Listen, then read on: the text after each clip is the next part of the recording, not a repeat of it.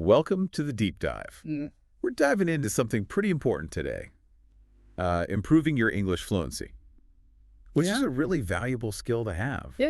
I mean, imagine like confidently expressing yourself and connecting with people like all over the world. That's right. It really opens up so many possibilities for you.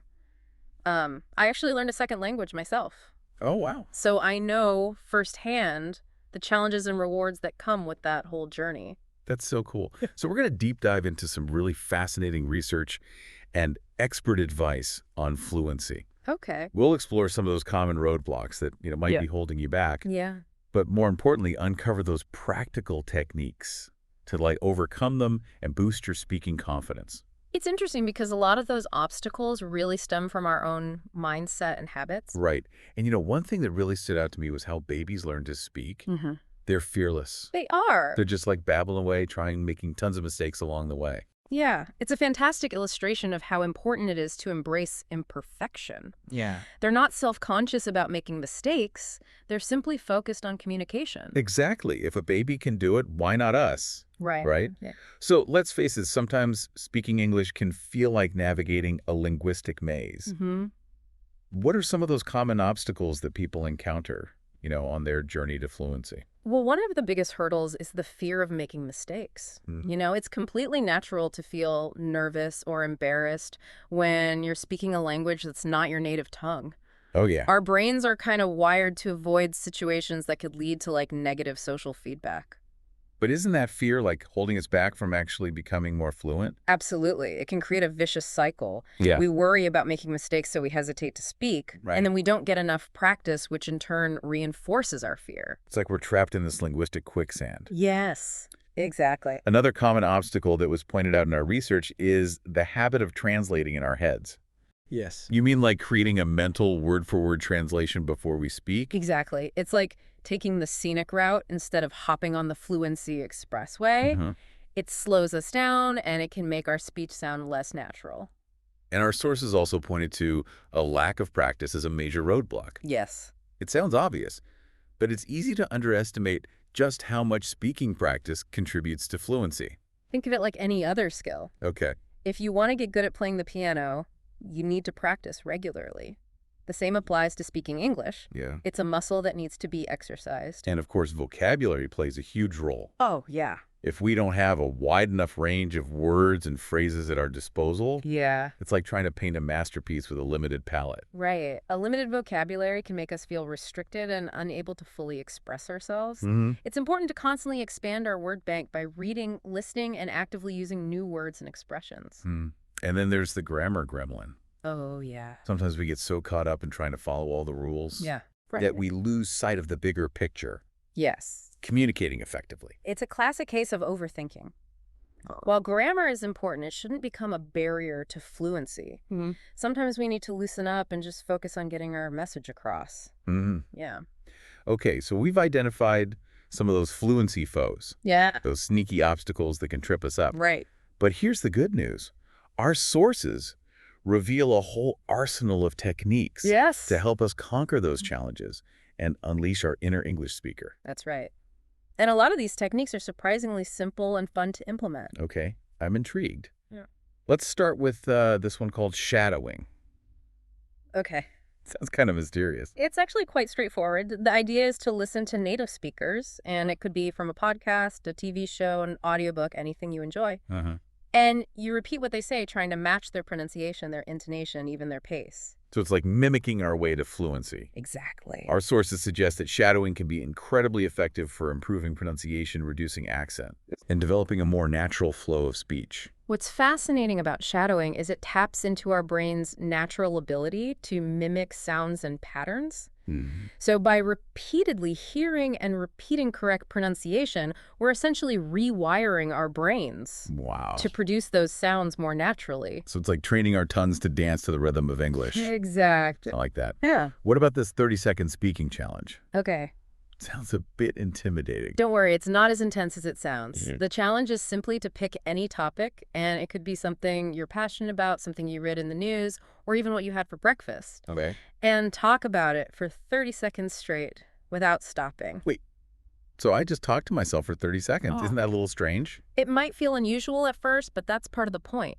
The goal is to break free from overthinking and hesitation. By forcing ourselves to speak continuously for a short burst of time, we build fluency momentum and get more comfortable with the sound of our own voice speaking English. So it's like a sprint for our vocal cords. Yes. Our sources actually suggest that this technique can be a game changer for overcoming the fear of making mistakes. Absolutely. When we're focused on keeping those words flowing for 30 seconds, we don't have time to dwell on little errors. It helps us shift our mindset from perfection to communication. I like it. All right, I'm adding those to my fluency toolkit. Okay. Now, this next one really caught my eye. The mirror talk technique. Oh, yeah. Tell me more about this. This technique is all about building confidence and getting comfortable with the physical act of speaking English. Okay. And it's as simple as it sounds. Yeah. Find a mirror, look at yourself, and start talking. So I'm having a conversation with my reflection. That sounds a little narcissistic. Well, think of it this way. When you talk to yourself in the mirror, there's no pressure, no fear of judgment. Right. It's a safe space to experiment, to try out new words and phrases, to work on your pronunciation and intonation without feeling self-conscious. I can see how that would be helpful. It's like a private rehearsal stage for our English skills. Exactly. Our sources emphasize that this technique can be particularly effective for those who struggle with shyness or anxiety about speaking in front of others. Yeah. It's a way to build confidence and fluency in a low-pressure environment. I like it. It's all about self-love and fluency. That's right. Okay, what about learning and using common phrases? How does that contribute to fluency? Think of it like this. Fluent speakers often rely on prefabricated chunks of language, common phrases and expressions, to keep the conversation flowing smoothly. It's like having ready-made building blocks for your speech. So instead of searching for individual words, we can use these phrases to express ourselves more efficiently and naturally. Exactly. And the good news is that these common phrases are often used in a wide variety of situations. So learning them can have a big impact on your overall fluency. Our sources provide some great examples like, "That's a great question." Yes. Or, "Let me think about that for a moment." Or, "I see what you mean." These phrases are like shortcuts Yes. to sounding more like a native speaker. And by using these phrases automatically, we free up more mental space to focus on the content of what we're saying, rather than getting bogged down in grammar or vocabulary searches. Okay, here's one that I have mixed feelings about recording yourself speaking English. Okay. It sounds helpful, but also a little terrifying. I understand the apprehension, but trust me, it's one of the most powerful techniques for self-improvement. By recording ourselves and listening back, we gain a valuable new perspective on our own speech. It's like having a personal language coach giving us instant feedback. Exactly. We can hear things we might not notice otherwise, like subtle pronunciation errors, grammatical patterns that we overuse, or areas where our fluency falters. It can also be motivating to track our progress over time. By listening to recordings from a few weeks or months ago, we can hear how much we've improved. Absolutely. And don't be afraid to get creative with your recordings. You can practice specific sounds, record yourself reading aloud from a book or an article, or even have a mock conversation with yourself. That brings us to another key theme that emerges from our sources: the importance of daily speaking practice. Absolutely. Consistency is key when it comes to developing fluency. It's not about cramming in hours of study, but rather about making English a regular part of our daily lives. So even short bursts of practice can make a difference. Absolutely. Think of it like this. You're creating an immersion environment for yourself, even if you're not physically in an English-speaking country. Yeah. The more you surround yourself with the language, the more natural it will become. Our sources are packed with ideas for incorporating speaking practice into our daily routines. Yes. We can chat with a friend in English, join an online language exchange, listen to podcasts, or even just narrate our daily activities out loud. And remember, we don't have to be perfect to start speaking. In fact, our sources encourage us to embrace those mistakes as valuable learning opportunities. Okay. That's a refreshing perspective. Yeah. So we've talked about shadowing the 30-second speaking challenge, mirror talk, learning common phrases, recording ourselves, and making daily speaking practice a priority. Are there any other fluency-boosting techniques we should have on our radar? You know, as we've been exploring these techniques, I've realized that fluency isn't just about mastering pronunciation or grammar. It's also about cultivating the right mindset. Yeah, that's a really important point. Our sources emphasize the importance of patience and self-compassion on this journey. It's so easy to get discouraged when we compare ourselves to others or set these unrealistic expectations. But, everyone learns at their own pace. And what's fascinating is that our brains are constantly rewiring themselves as we acquire these new language skills. It's a gradual process, and it's essential to celebrate those small victories along the way. Absolutely. Yeah. Each new word we learn, each conversation we have, it's a step forward. Exactly. Our sources also highlight the importance of making language learning enjoyable. Yes. If we're dreading our practice sessions, we're less likely to stick with them. Exactly. That's why it's crucial to find activities that genuinely interest you and align with your learning style. Whether it's watching movies, listening to music, reading books, or connecting with other learners online, there are so many ways to make language learning fun and engaging. I love that.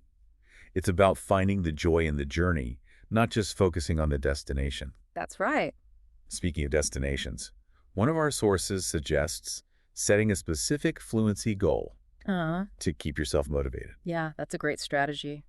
Having a clear goal in mind provides direction and helps you stay focused. Yeah. It could be anything from, I want to be able to give a presentation in English, to I want to have a conversation with a native speaker for 10 minutes without feeling lost. And as we achieve those smaller goals, we build momentum and confidence, which propels us forward on our fluency journey. Absolutely. There's one final piece of advice that really resonated with me. Okay. And it might sound a little counterintuitive.